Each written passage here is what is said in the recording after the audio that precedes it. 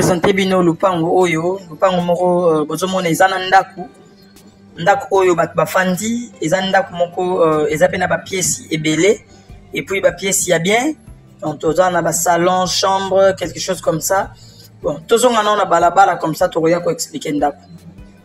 awa toza na balabala donc touti na arrêt ya Saint-Tarsis tozo kende sikoyo lentement et sérieusement et si lupango na biso ezali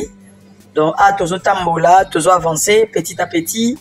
tolobaki avant to l'accès lupango to bando l'accès bino avenue quartier parce que à partir ya avenue donc accessibilité ndeboza idée générale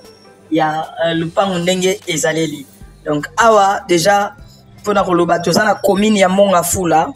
na quartier Kimberley City autrement dit Kimboala. Donc voilà, awa to komi déjà presque pemena ndaku. Donc tozana avenir munene, bomo na baveni ndenge za minene, accessibilité eza sans problème, même oye na mutuka vélo, ndenge nyonso okoye la accessibilité eza bien. Tozonga sko na lupango to expliquer to décortiquer. Donc awa tozongi na ndaku, place to la toile ko la sabino. Lupango oyo ezalaki morcellement. Donc lupango ezalaki munene makasi ebimisaki 7 parcelles na 7 parcelles wana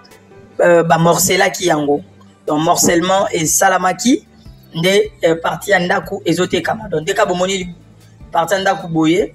na liboso ya ndaku ti place ngana telemi eza na espace ya 3 mètres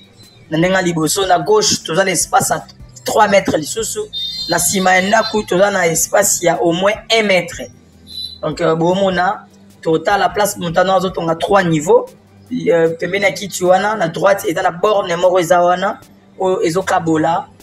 o ezolakisa limite il y a 3 mètres ya liboso il y a 3 mètres et demi o eza liboso ndaku et puis na ndaku esika ezali donc ndaku eza ndaku ya 2 chambres salon et puis na annexe donc annexe bomona na porte à tolo wana eza annexe eza comme un grand studio donc le pango yango bomoni place limite voisin azotonga 3 niveaux na awa des places limite ezali borne mo ezali bosoana des places limite ezali donc ndaku tolobeza na 2 chambres salon ya munene et puis na annexe auto mona liboso place ndeko wana atelemi donc lupango oyo babandi yango $27,000 à discuter $27,000 à discuter donc bomoni courant ma ezali pompe ezawana na gauche awa tolobaki toza l'espace ya au moins 4 mètres mpandia à droite et puis na sima ndaku toza na espace ya au moins 1 mètre donc oyo ko permettre que motako somba yango na droite awa asala dalle na ye na toilette na ye na ndenga liboso atiki parking donc yango wana $27,000 à discuter oyo nyonso akozala intéressé pour na lupango oyo tobengani donc bat baza awa ba futara déjà mbongo location ezali ba o baza wana bazo louer